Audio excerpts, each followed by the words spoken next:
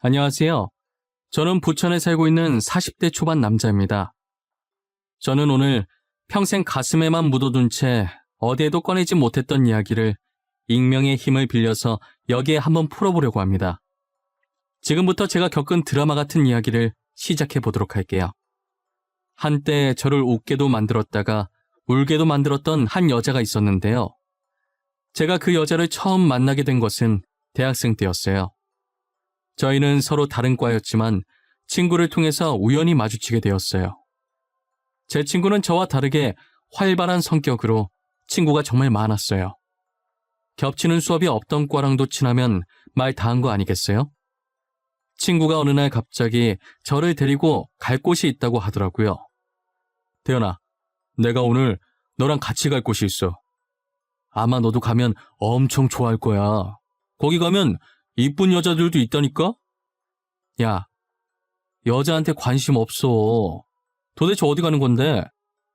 나 낯가려서 분위기 어색하게 만들 것 같은데 그냥 너 혼자 가. 야, 그냥 인맥 넓힌다 생각하고 따라와. 친구 많이 사귀어 놓으면 좋지. 나중에 취업할 때 도움 될 수도 있다니까? 나 믿고 한 번만 가자. 어? 알겠어. 갈게. 갈 거니까 어디 가는지만 말해달라니까. 또 이상한 곳 가는 거 아니야? 그런 곳 갈 거면 나 차라리 집 갈래. 내가 언제 이상한 곳 데리고 갔다고 그러냐. 다 너를 위해서 간 거였지.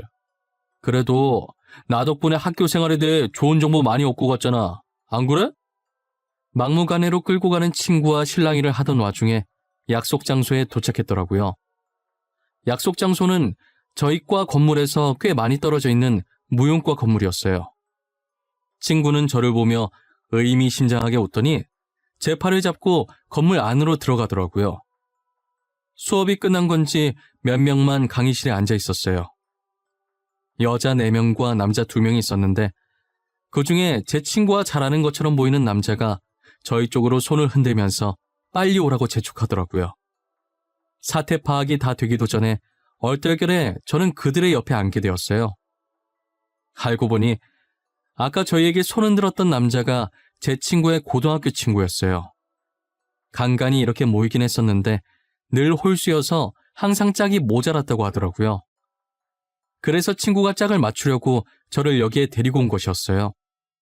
저는 처음엔 그 자리에 아는 사람이 친구밖에 없어서 어색하고 숨이 턱턱 막혔어요.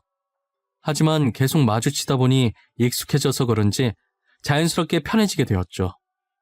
저희는 항상 공강 시간이 겹치거나 모든 수업이 마치면 이렇게 8명이서 모여 놀았어요. 저는 원래 낯도 가리지만 말수가 워낙 없어서 있는 듯 없는 듯 조용하게 지냈어요.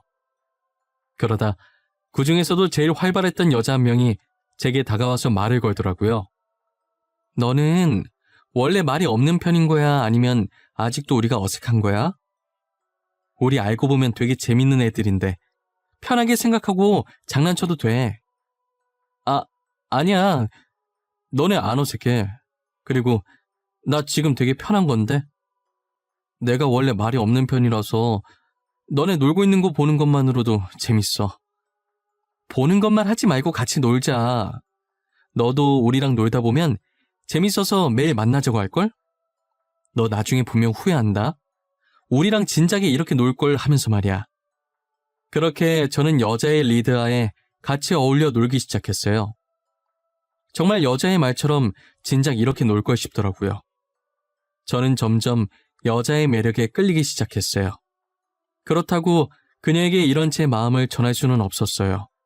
그녀는 여자들도 반할 만한 외모의 소유자였거든요. 그녀에게 대시하는 수많은 남자를 두고 저를 만날 리 없다고 생각했어요. 저는 그런 그녀가 저와 같이 놀아주는 것만으로도 감사했습니다. 하지만 이런 만남도 새내기 시절 잠깐이었는지 다들 학점 챙긴다고 바빠서 지속적으로 만나지는 못했어요. 저는 학고 위기에 놓인 간당간당한 제 성적에 허우적거리고 있었고 그녀도 실기시험이 많아 준비하느라 시간이 없었죠. 결국 우리는 졸업할 때까지 제대로 연락할 시간도 만날 시간도 없었어요. 저는 조그만 중소기업에 취업하고 오랜만에 친구와 만나게 되었어요. 친구도 이제 막 시작하는 스타트업 회사에 취업했더라고요. 이런저런 영양가 없는 말만 하다가 새내기 시절 때 이야기가 나왔어요. 태연아, 대학교 1학년 때 기억나? 한참 무용과 애들이랑 놀러 다닐 때 말이야. 우리 그때 진짜 재밌었는데, 그치? 나는 가끔 그때로 돌아가고 싶어. 더 열심히 놀 걸 후회한다니까? 기억나지? 어떻게 잊어, 그걸? 내가 처음이자 마지막으로 제대로 놀아봤잖아. 나 원래 엄청 조용했던 거 알지? 진짜 걔네 덕분에 많이 밝아졌잖아. 걔네는 지금 뭐하고 있으려나? 간만에 애들한테 연락해봐야겠어. 우리 다시 뭉쳐서 그간 쌓였던 스트레스 다 같이 풀어야지. 안 그래? 친구가 했던 말이 빈말이 아니었던지 조만간 만나기로 했다고 톡이 왔더라고요. 그렇게 몇 년 만에 만난 저희 8명은 새내기 시절로 돌아간 기분이었어요. 다시 만나게 된 그녀는 그때보다 훨씬 더 예뻐지고 성숙해졌더라고요. 여전히 밝고 눈부신 그녀를 보자 감회가 새로웠어요. 태연아, 이게 몇 년 만이야. 우리 진짜 오랜만이다. 그치? 그동안 잘 지냈어? 요즘 뭐하고 지내? 일 다니고 있어? 또... 지연아, 숨 넘어가겠어. 진정하고 하나씩 물어봐. 나는 남들이랑 똑같이 취업 준비하면서 치열하게 지냈어. 넌 어떻게 지냈어? 난 고생 좀 했지. 무용과 나와서 교수까지 하고 싶었는데 여자 마음 갈대라잖아. 하도 마음이 왔다 갔다 하더니 지금은 필라테스 하고 있어. 너는 그래서 취업 준비 잘했어? 취직한 거야? 취직했지. 조그만 중소기업이긴 하지만 직원들이 다 좋아. 그래서 잘 다니고 있어. 원래 회사 사람들이 좋아야 오래 다닌다잖아. 첫 직장이긴 한데 진짜 오래 다닐 것 같아. 다행이다. 와, 근데 넌 진짜 변한 게 하나도 없다. 키는 조금 더 큰 것 같네. 그거 말곤 진짜 그대로야. 멀리서 봐도 너라는 거 한 번에 알겠더라니까. 너도 그대로야. 여전히 밝고 긍정적이고 그리고 얼굴은 그때보다 더 이뻐졌네. 뭐야, 나 원래도 이뻤어. 너네가 나를 친구 이상으로 안 보니까 그런 거지. 이래봬도 학교 다닐 때 인기 많았단 말이야. 남학생들이 나 보려고 줄을 섰다니까. 난 아니었어. 지금 시간 많이 흘렀으니 하는 말이지만 난 너 친구 이상으로 봤었어. 눈치 못 챘던 건 너지. 아마 너한테 줄 선 남학생들 중 한 명이 나였을걸? 그녀는 과거에 제가 품고 있었던 마음을 처음으로 고백하니 한동안 아무 말도 못한 채 가만히 서서 눈만 꿈뻑거리더라고요. 저는 지금이라도 고백해서 마음이 조금 후련하다고 생각했어요. 지금은 그녀에게 아무 감정이 없으니 할 수 있는 말이었거든요. 하지만 그녀는 아니었나 봐요. 모임에서 헤어진 뒤 한동안 그녀와 톡으로 안부 인사만 오갔어요. 가끔 만나서 서로 상사욕도 해주면서 위로를 해주고 힘이 되어주기도 했고요. 그러다 대뜸 그녀가 제게 고백을 하더라고요. 나도 그때 너 좋아했어. 항상 말이 없던 네가 신경 쓰이고 그래서 먼저 말 걸고 장난쳤던 거야. 그래서 지금은 전혀 나한테 마음이 없는 거야? 다시 봤을 때 아무 느낌 안 들었어? 지연아, 여전히 넌 좋은 사람이야. 늘 주변 사람들을 밝게 만들어줘. 하지만 이제 막 사회에 뛰어들어서 지금 내가 누군가를 좋아할 여유가 없어. 기다려줄 수 있다면? 내가 기다린다고 하면 만나줄 거야? 나 기다리는 거 잘해. 너가 기다리라고 하면 얼마든지 기다려줄 수 있어. 그녀의 끈질긴 구애에 저는 두 손 두 발 들 수밖에 없었어요. 저희는 그렇게 6개월이란 시간을 함께 보내고 서로에 대한 믿음 하나로 결혼을 하게 되었어요. 아직도 그녀에게 목매는 남자가 많은데 그런 그녀가 제게 좋아한다고 고백하고 지금 결혼까지 했다는 게 저는 도저히 믿기지 않았어요. 한편으로 인기 많은 아내 때문에 걱정도 많이 되었습니다. 신혼생활할 땐 저희도 남들이 부러워할 만큼 사이가 아주 좋았어요. 놀러 갈 때든 힘들 때든 무엇이 되었든 항상 둘이서 같이 하려고 했거든요. 하지만 역시나 아내의 인기는 저희 결혼 생활에 아주 큰 걸림돌이 되었어요. 결혼한 지 2년 정도 되었을 때쯤 아내의 외출이 잦아지더라고요. 친구를 빌미로 퇴근 후 집에 늦게 오는 것은 기본이고요. 주말에도 약속이 있다며 아침 일찍 외출해서는 일찍 들어와야 당일 밤에 오고 늦으면 그 다음날 저녁에 들어오곤 했어요. 그러더니 얼마 지나지 않아 외박하는 것이 일상이 되어버렸지요. 친구 집에서 자고 오겠다는 말을 밥 먹듯이 하기 시작했어요. 한 번은 아내에게 영상통화를 걸었는데 아내가 거절을 하는 거예요. 평소 같으면 피치 못할 사정이 있어서 못 받는가 보다 하고 넘겼을 텐데 그날은 이상하게 저도 오기가 생기더라고요. 그래서 영상통화를 한 번 더 걸었어요. 역시나 아내는 또 제 영상통화를 거절하더군요. 그때부터 저는 아내를 의심하기 시작했어요. 원래는 제가 따져묻는 성격이 절대 아니었어요. 평소 저는 모든 일에 다 이유가 있겠지 하고 넘기던 사람이었는데 찝찝한 이 기분은 도저히 그냥 넘길 수가 없겠더라고요. 그래서 아내가 외출한다고 하면 하나하나 따지기 시작했어요. 나 미연이 집에 놀다 올게. 오늘 자고 올 거야. 그러니까 기다리지 마. 밥 다 해놨으니까 알아서 챙겨 먹고 있어. 미연 씨 집 가는 거 맞아? 나 오늘도 영상통화 걸 거야. 저번처럼 거절하지 말고 받아. 그리고 미연 씨 집에 꿀 발라놨어? 주말마다 안 가면 누가 잡아먹어? 당신 혹시 의처증 있어? 미연이랑 얘기하다 보면 전화 못 받을 수도 있잖아. 뭔 놈의 전화를 계속 받으라는 거야?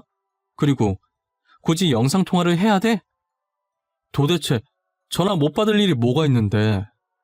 무슨 일이길래 잠시도 전화를 못 받아? 당신 영상통화 말고 일반 통화로도 해도 잘 안 받잖아. 됐어, 그만해. 안 가. 내가 안 가면 되잖아. 그러니까 진짜 그만해. 고작 전화 가지고 예민 반응 보이는 아내를 보니 괜히 더 의심이 들더라고요. 저는 확실한 증거를 찾아야겠다고 마음먹었어요. 아내가 샤워하러 들어간 사이 아내의 폰에서 톡 알림이 뜨더라고요. 보낸 사람 이름을 보니 미연 씨더라고요. 그래서 그냥 넘어가려고 했는데 그 다음에 울린 알람을 보고 그냥 넘어갈 수 없었어요. 분명 미연 씨 이름으로 온 톡에 내용이 심상치 않았거든요. 오늘 밤 아내를 위해서 준비했다는 글을 보냈더라고요. 저는 그때 무언가 있다라는 쎄한 느낌이 들었어요. 다행히 아내 폰은 잠금이 걸려있지 않아서 손쉽게 톡방을 들어갈 수 있었어요. 미연 씨와 함께 대화를 나누던 톡방을 누르는 순간 온몸에 소름이 끼쳤어요. 알고 보니 미연이라는 사람은 아내가 저 몰래 만나온 남자였어요. 정말 치밀하게 상간남 번호를 미연이라는 여자 이름으로 저장해놓고 제가 의심할 수 없도록 만든 것인데요. 이제껏 미연이 집에 놀러간다고 했던 것도 다 이 남자 집에 놀러간 것이었어요. 아내의 이런 뻔뻔함에 정말 기가 차고 제가 지금까지 속았다는 게 어이가 없었어요. 저는 아내가 샤워하고 나오자마자 휴대폰을 들고가 따지기 시작했어요. 역시나 아내는 모르는 척 발뺌을 하더라고요. 당신, 이게 다 뭐야? 여기 있는 대화 내용들 뭐냐고. 이때까지 미연 씨라고 했던 사람 남자였어? 당신 지금 제정신이야? 당신이야말로 지금 무슨 소리를 하고 있는 거야? 미연이가 남자냐니? 당연히 여자지. 당신이 생각하는 그런 거 아니야. 그리고 남의 폰을 왜 마음대로 보고 난리야? 내가 무슨 생각하는데? 찔리는 게 있으니까 내가 그런 쪽으로 의심한다고 생각하는 거 아니야? 그럼 여기에 있는 커플 사진들은 어떻게 해명할 건데? 서로 사랑한다고 하던 대화들은? 아내는 모른다고 시침이 떼더니 전에 나눴던 대화들과 커플 사진들을 언급하니 그제서야 무릎 꿇고 빌기 시작하더라고요. 처음엔 정말 화가 나고 정말 빈손으로 집에서 내쫓고 싶었어요. 하지만 사람이 살다 보면 실수할 수도 있다고 생각해서 넘어가 주기로 했어요.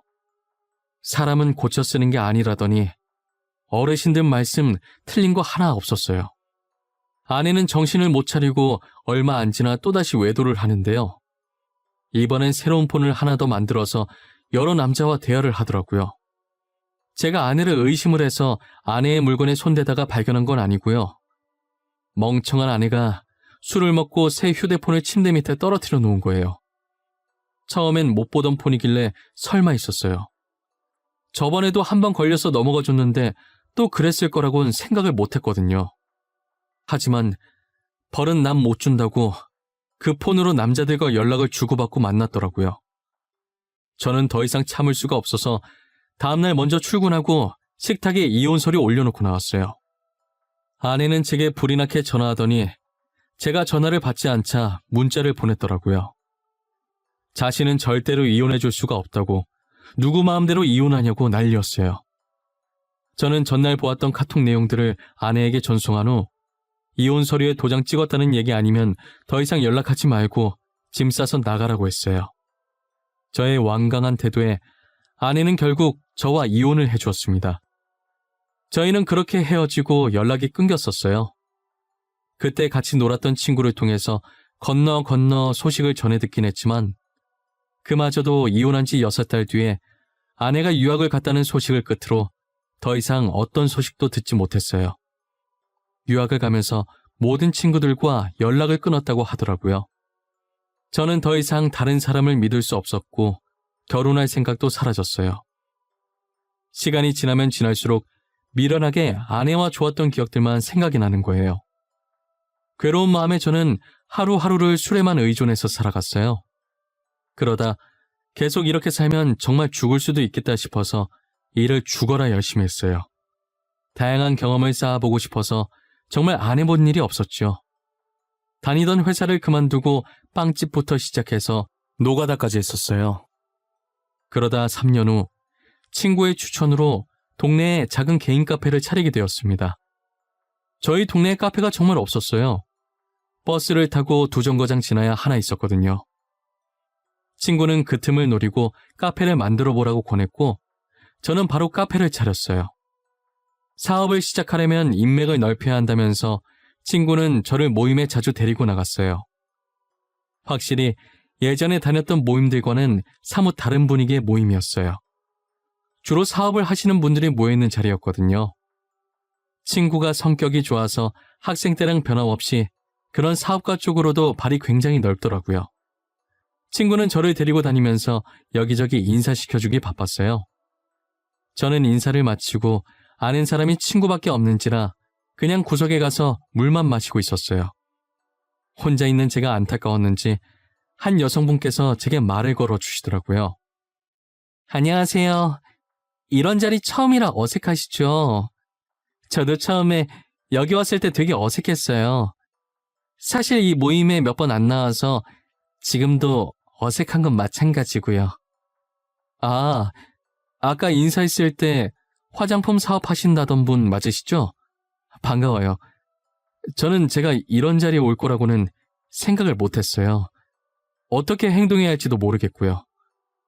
그냥 자연스럽게 사람들이랑 대화 나누시면 돼요. 지금 저희처럼요. 아무 영양가 없는 말이라도 섞다 보면 자연스럽게 친해지게 되어 있어요. 그리고 저는 심연지라고 합니다. 그녀는 제게 명함 하나를 내밀더니 싱긋 웃더라고요. 저는 그러다 문득 전 아내가 떠올랐어요. 제게 먼저 다가와 말 거는 모습과 싱긋 웃는 모습이 전 아내와 상당히 닮아 있더라고요. 하지만 이름과 전체적인 생김새가 전 아내와는 확연히 달랐죠. 그녀는 저와 말도 잘 통하고 성격도 너무 좋아 보였어요. 카페 하신다고 들었는데 하실만 하세요? 카페도 쉬운 건 아닐 텐데. 레시피도 다 외워야 하고 직접 커피도 내리셔야 하고. 그래도 막상 하면 재밌어서 즐겁게 하고 있어요. 손님들이 웃으면서 떠드는 모습 보면 저도 덩달아 기분 좋아지고요. 다행이네요. 즐겁게 일하는 거 쉽지 않잖아요. 그런데 대현 씨, 저는 아까 명함 드렸는데 대현 씨는 저한테 뭐 없어요? 전화번호라든가. 아, 죄송해요. 제가 떠드느라 받기만 했네요. 잠시만요. 혹시나 몰라서 명함 파놓은 게 있어서 들고 왔거든요. 저희는 사업에 대한 얘기를 하다가 자연스럽게 번호를 교환하게 되었어요. 그리고 사업을 핑계로 둘이서 자주 만났고요. 결국 저는 절대 열지 못할 것 같던 마음을 그녀에게 열어주었습니다. 저는 이혼했던 사실을 고백했지만 그녀는 아랑곳하지 않았어요. 저희는 그렇게 2년 정도 만나다가 결혼을 했어요. 지금 아내와 살다 보니 전 아내가 점점 더 생각나더라고요. 보통 전에 만났던 사람과 비슷한 사람을 만난다고 하더니 그 말이 맞나 봐요. 그만큼 아내와 전 아내는 닮은 점이 많이 있었어요. 다른 점이 있다고 한다면 한결같이 저만 봐준다는 점이었죠. 그런데 제가 처음 결혼에 실패하고 하루하루를 술로 살아왔던지라 제 간에 문제가 생겼다는 걸 이제 와서 발견하게 되었어요. 의사는 당장 간 이식 수술이 필요하다고 하더라고요. 저는 아내에게 짐이 되기 싫어서 이 사실을 밝히지 않았습니다. 가족들에게만 조용히 말해서 간 검사를 받았어요. 하지만 저와 간이 맞는 사람이 단 한 명도 없었어요. 그러다 이 소식이 아내의 귀에까지 들어가게 된 것인데요. 간 기증자가 안 나오자 불안한 나머지 어머니께서 아내에게 말한 거예요. 아내는 왜 자신에게 말하지 않았냐고 저를 안고 펑펑 울더라고요. 당장 자기가 검사 받아보겠다고 하면서 집을 나가더라고요. 일주일 뒤 아내의 검사 결과가 나왔고 다행히 아내의 간이 적합하다는 판정이 났습니다. 아내는 제 손을 꼭 쥐고 연신 다행이라고 수술 받을 수 있다며 울었어요. 아내의 도움으로 저는 간신히 간 이식 수술을 받을 수 있게 되었는데요. 수술 후 저는 회복 속도가 빨랐지만 반면 아내는 점점 더 상태가 안 좋아졌어요. 아내는 시름시름 마르면서 다 죽어가는 목소리로 제게 건강해져서 다행이라고 하더라고요. 그 모습을 보고 제가 얼마나 울었는지 모릅니다. 아직도 기억에 생생해요. 하지만 아내는 얼마 못 버티고 세상을 떠나고 말았어요. 사망 사유는 위암이었더라고요. 처음 아내가 위암이라는 것을 제가 수술하고 나서 회복하기 전에 어머니가 들었는데 아내는 너무 간곡히 부탁하는 바람에 제게 말을 못했다고 하더라고요. 아내는 본인이 얼마 못 살 거라는 것을 알고 제게 간을 주고 떠난 것이었어요. 그 사실을 알고 아내의 영정사진을 끌어안고 어린아이처럼 엉엉 소리내어 울었어요. 당장이라도 제게 달려와 울지 말라고 제 어깨를 토닥거리며 달래줄 것 같던 아내가 더 이상 이 세상에 없다는 게 정말 믿기지 않았어요. 아내의 유품을 정리하다가 침대에 엎드려 또다시 울기 시작했어요. 얼마나 울었을까. 울다 지친 저는 그대로 잠이 들어버렸어요. 꿈에서 아내는 저를 보며 활짝 웃고 있더라고요. 그러더니 액자를 잘 보라는 말과 함께 사라지더라고요. 잠에서 깬 저는 곧장 침대 옆 협탁에 있던 액자를 꺼내 들었고 액자에 끼워져 있던 편지 하나를 발견하게 되었습니다. 곧 자신이 죽을 것이라는 걸 예감하고 적은 아내의 마지막 편지였어요. 편지 내용엔 이 글을 볼 때쯤이면 자신은 이 세상에 없을 것이라며 그동안 제게 진 빚을 이렇게라도 갚고 떠날 수 있어서 다행이라고 적혀 있었어요. 저는 평소 아내와 사이가 좋았고 한 번도 다툰 적이 없었기 때문에 이 편지 내용이 이해가 안 갔었어요. 하지만 다음 문장을 읽고 바로 이해할 수 있었죠. 알고 보니 아내는 제 전 아내였습니다. 유학 갔다던 아내는 사실 그 기간 동안 성형을 하고 이름도 바꿨죠. 그리고 나서 다시 제 앞에 나타난 거예요. 수많은 남자들을 만났었지만 다들 자기를 어떻게 해보려는 속셈만 가득했고 껍데기만 좋아했지 자신을 진심으로 사랑해주지 않았다고 제가 늘 그리웠다고 하더라고요. 아내도 울면서 쓴 편지였는지 한 장 가득 미안함이 담긴 편지지 위로 중간중간 눈물이 한두 방울씩 떨어져 있었어요. 저는 그 편지를 보며 눈물이 멈추질 않았습니다. 그동안 아내를 정말 수도 없이 많이 원망하고 미워했지만 저 못지않게 마음고생 심했을 아내를 용서하기로 했어요. 아내가 잠든 곳을 찾아가 이제 편안하게 가라고 마지막 인사를 했어요. 저에게 있어서 여자는 아내가 처음이자 마지막 여자였어요. 지금은 몇 년째 연애도 하지 않고 홀로 카페를 운영하며 지내고 있습니다. 앞으로도 누구와 만나지 않고 이렇게 혼자서 아내 몸까지 잘 지내보려고 합니다. 제 사연은 여기까지예요. 들어주신 모든 분들께 감사합니다. 늘 행복하세요.